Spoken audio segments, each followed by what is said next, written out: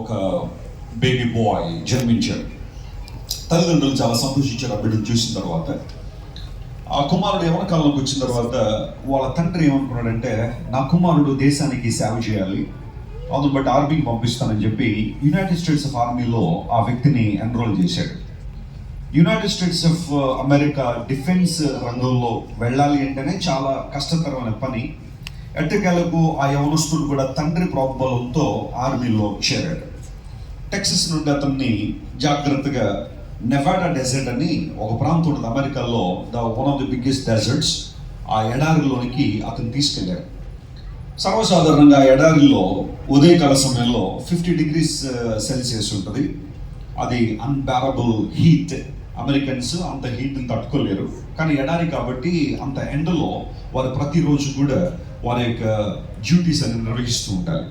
వెళ్ళాడు, ట్రైనింగ్ చాలా కష్టంగా ఉంది, తట్టుకోలేక డాడీకి ఉత్తరం రాశాడు. డాడీ, నా వల్ల అయితే కాదు ఇది, నువ్వేదో పంపించావు, నేను ఏదో ఉంటుందనుకో వచ్చాను ఇక్కడికి. ఆర్మీ ట్రైనింగ్ చాలా కష్టంగా ఉంది, దయచేసి నన్ను ఇంటికి పిలిచేయి, నన్ను ఏదో విధంగా నువ్వు మాట్లాడి ఇంటికి తీసుకొచ్చాయని చెప్పి ఉత్తరం రాశాడు. But sadly there was no reply from father. తండ్రి నుండి రిప్లై ఏమి రాలేదు.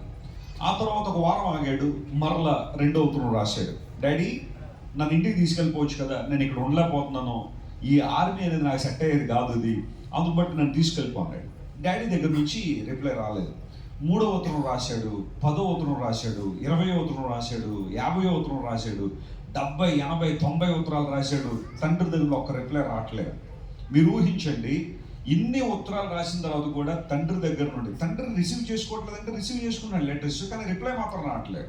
అదే స్థానంలో మీరుంటే ఏం చేస్తారు? మా డాడీ ఎంత క్రూరుడు అని అనుకోలేదు నేను. ఈసారి కానీ ఇంటికి వెళ్ళే అవకాశం ఉంటే ఏ కత్తో తీసుకుని పొడిసేయాలని అనుకుంటారు కదా చాలా మంది. ఎందుకోసం అంటే అసలు రెస్పాండ్ అవ్వడానికి 90 ఉత్తరాలు రాశాడు, అయినా రెస్పాన్స్ లేదు. ఆఖరికి 99 ఉత్తరాలు రాసిన రెస్పాన్స్ లేకపోతే 100వ ఉత్తరం రాస్తున్నాడు. 100th లెటర్, 100 pages రాశాడు. తాను పడుతున్న కష్టాలు, ఉదయం లేచిన రాత్రి పడుకునేదాకా ఆ ఆర్మీ క్యాంప్లో అతను పడుతున్న కష్టాలన్నీ కూడా రాసుకుంటూ వచ్చాడు. 100th లెటర్, 100 pages రాశాడు. చివరిలో ఒక నోట్ రాశాడు. ఎవరు తెలుసా? ఈ ఉత్తరానికి కనుక నువ్వు రిప్లై ఇవ్వకపోతే నేను చచ్చిపోతానని రాశాడు. I will commit suicide if I don't get any reply from you. అది ఒక బాక్స్లో పెట్టి హైలైట్ చేసేది. అది ఉత్తరం అందింది. డాడీ చదివాడు మొత్తం 100 pages ఉత్తరం ఓపిక్గా చదివి రిప్లై రాద్దాం అన్నాడు. ఎందుకోసం తెలుసా? వాడు ఏమన్నాడు, ఆ కుమారుడు ఏమన్నాడు, చచ్చిపోతాను అన్నాడు కదా. అందును బట్టి ఫోన్లే బతికిద్దాం కొడుకునని చెప్పి ఒక పోస్ట్ కార్డు తీసుకున్నాడు. ఎంత ఉంటుంది కార్డు? మీకు ఎవరికైనా పోస్ట్ కార్డు మర్డ్ అని రాశాడు. 2 లైన్లు, పెద్ద ఎక్కువ రాలేదు ఆ మ్యాటర్ కూడా. బాబు నాయన ఇన్ని కష్టాలు బాబు, నువ్వు ఇన్ని ఇబ్బందులు, ఇలాంటి సింపతి అలాంటి ఏమీ లేదు. ఉత్తరం రాద్దాం అనుకున్నాడు, పోస్ట్ కార్డు తీసుకున్నాడు. ఒకటే మాట, 2 young men standing behind the same prison bars, one saw stars and other one saw the mud. ఈ 2 మాటలు రాసి పంపించేశాడు. ఆర్మీ క్యాంప్లో చూస్తున్నాడు, డాడీ ఉత్తరం రాస్తాడా లేదా, రిప్లై వస్తుందా లేదా అంటే వచ్చింది రిప్లై అన్నారు. పరిగెత్తుకు వెళ్ళి చూసారు ఒక పోస్ట్ కార్డు, దాంట్లో 2 మాటలు ఉన్నాయి. దాన్ని గదికి పట్టుకెళ్ళాడు, చూశాడు. మా డాడీ చాలా జ్ఞానం కలిగిన వాడు, హీ వాజ్ సో వాయిస్. నేను రాసిన 100 pages ఉత్తరానికి 2 లైన్లు ఆయన రిప్లై రాశాడు అంటే ఖచ్చితంగా దీనిలో ఏదో దాగి ఉంటుంది, ఏదో అద్భుతమైన సత్యం ఉంటుంది. There should be a wonderful lesson even in these 2 sentences with the 2 lines అని ఆలోచన చేసి దాన్నే ఇంకా రాత్రంతా చదువుతానే ఉన్నాడు. అదే మాట చదివిందే చదివి రాత్రంతా చదివిన తర్వాత తెల్లవారేసరికి ఒక నిర్ణయానికి వచ్చినేమో తెలుసా, నేను మాత్రం ఆర్మీ క్యాంప్ నుండి క్విట్ అవ్వడానికి లేదు, ఖచ్చితంగా నేను ఇక్కడే ఉండాలా. ప్రపంచంలో అందరికీ సవాళ్ళు ఉన్నాయి, ప్రపంచంలో అందరికీ కష్టాలు ఉన్నాయి, ఎవరి స్థాయిలో వారికి ఆ కష్టాలు అనుభవిస్తున్నారు. కానీ నేను ఏదైనా ప్రూవ్ చేయాలి. మా డాడీ ఒక ఉద్దేశం దగ్గర నన్ను పంపించాడు, ఈ ఉద్దేశాన్ని నెరవేర్చి ఒక ఉన్నతమైన స్థానానికి రావాలి.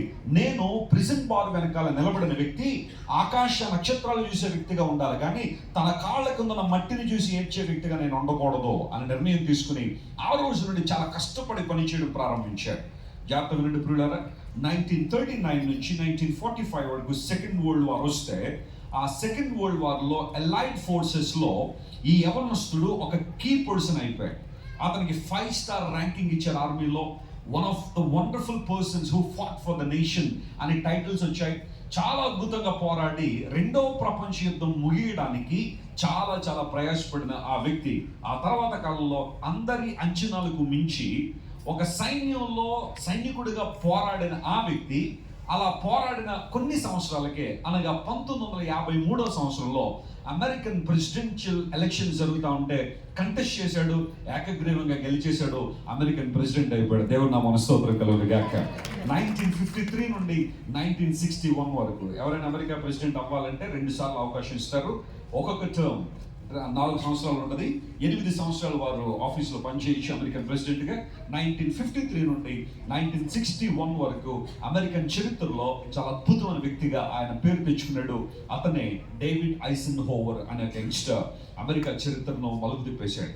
ఎందుకు ఈ మాట చెబుతున్నానంటే చాలాసార్లు మన జీవితంలో ఏదైనా చిన్న కష్టం రాగానే, ఒక చిన్న ఫెయిల్యూర్ రాగానే, ఒక చిన్న ఒంటరితనం మనం కృంగదీస్తున్నప్పుడే ఇంకంతా అయిపోయింది, నా లైఫ్ అంతా, నా జీవితం అంతా అయిపోయింది, నేను ఇంక బ్రతికే ఎవరికి ఉపయోగం లేదు, నేను సాధించేది ఏది లేదు అన్న భావన చాలాసార్లు మనకు రావడం ద్వారా నువ్వు చేయగలిగి కూడా చాలా పనులు చేయలేకపోతున్నావు. దేవుడు నీలో ఆ ఉంచిన సామర్థ్యాన్ని గుర్తించక, దేవుని అభిషేకం యొక్క విలువను గుర్తించగా, ఆయన నీకు ఇచ్చిన రక్షణ యొక్క ప్రాముఖ్యతను గుర్తించగా చాలాసార్లు నువ్వు చేయగలిగి కూడా చాలా పనులు ఎందుకు చేయలేకపోతున్నావు అంటే ఒకలాంటి ఫియర్, టిమిడ్ నీలోకి రావడం ద్వారా ప్రభావవంతంగా దేవుని కోసం నువ్వు పని చేయలేకపోతున్నావు.